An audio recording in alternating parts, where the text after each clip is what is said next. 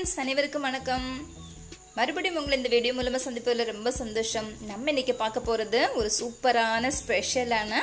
கிண்ணத்தப்பம் என்கிறதான வட்டயப்பம்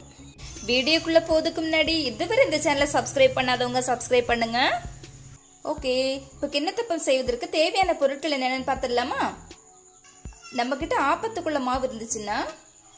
அதை கொஞ்சம் எடுத்து வச்சுக்கோங்க உங்களுக்கு எவ்வளவு தேவையோ அந்த அளவுக்கு எடுத்து வச்சுக்கோங்க நெக்ஸ்ட் பாத்தீங்கன்னா கொஞ்சம் சின்ன ஜீரகம் எடுத்து வச்சிருக்கேன் கொஞ்சம் ஏலக்காய் வந்து ஒரு 4 பல் எடுத்து வச்சிருக்கா கொஞ்சம் தட்டி இதுல மிக்ஸ் பண்ணிக்கணும் துருவிய தேங்காய் கொஞ்சம் ஒரு 1/2 கப் கூட இல்ல கொஞ்சமா எடுத்து வச்சிருக்கேன் நெக்ஸ்ட் சுகர் ஒரு 1/2 கப் எடுத்து வச்சிருக்கேன்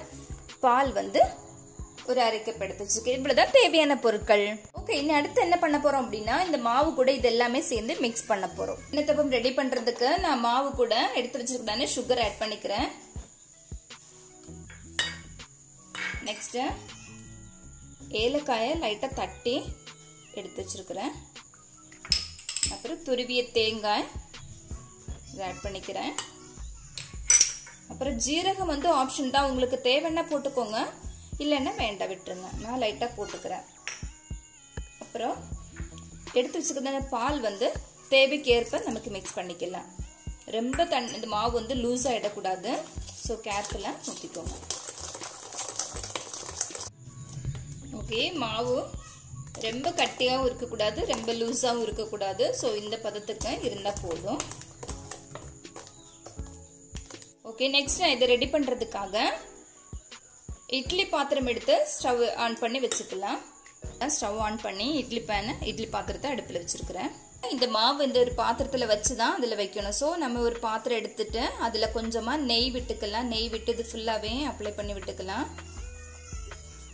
அப்ளை பண்ணிட்டு நம்ம எடுத்து வச்சுக்கதான மாவை இதில் ஊற்றிக்கலாம் நம்ம எடுத்து வச்சுக்கதான மாவை இதில் ஊற்றிக்கலாம்